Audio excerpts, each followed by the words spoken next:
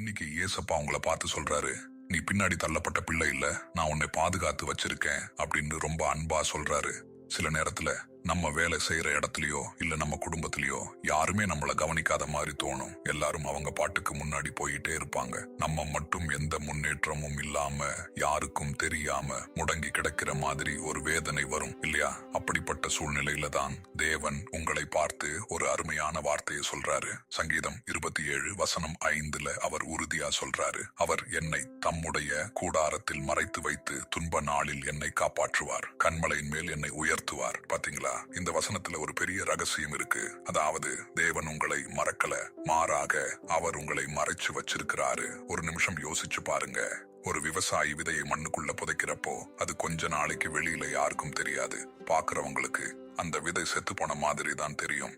ஆனா அந்த இருட்டான மண்ணுக்குள்ளதான் அது ஒரு பெரிய மரமா வளர்றதுக்கான வேலை நடந்துட்டு இருக்கு. புரியுதா?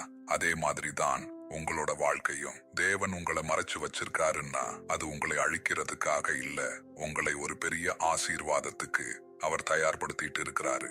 அதனால கொஞ்சம் பொறுமையா இருங்க, அவசரப்படாதீங்க. தேவனை மட்டும் உறுதியா பிடிச்சுக்கோங்க. சரியான நேரம் வரும், கண்டிப்பா வரும். அப்போ யாராலும் தடுக்க முடியாத ஒரு உயரத்துக்கு அவர் உங்களை கொண்டு போவாரு. ஜெபம்.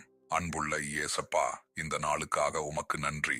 இந்த வீடியோவை பார்க்கிற ஒவ்வொருவரையும் ஆசீர்வதியுங்கள். காத்திருப்பதில் சோர்ந்து போயிருக்கிறவர்களுக்கு புதிய நம்பிக்கையை தாருங்கள். நீர் ஆயத்தப்படுத்துகிற நேரத்தை விசுவாசிக்கிற கிருபையை அவர்களுக்கு அருளுங்கள். இயேசுவின் நாமத்தில் ஜெபிக்கிறோம் நல்ல பிதாவே, ஆமேன். இந்த வசனம் உங்களுக்கானது என்று நீங்கள் நினைத்தால் ஆமேன் என்று காமெண்டில் சொல்லுங்கள். இந்த வசனத்தை யாராவது கேட்க வேண்டும் என்று உங்கள் மனதில் தோன்றினால் அவர்களுக்கும் பகிருங்கள். ஒரு ஷேர் கூட ஒருவருடைய வாழ்க்கையை மாற்ற தேவன் பயன்படுத்தலாம். கர்த்தர் தாமே உங்களை ஆசீர்வதிப்பாராக.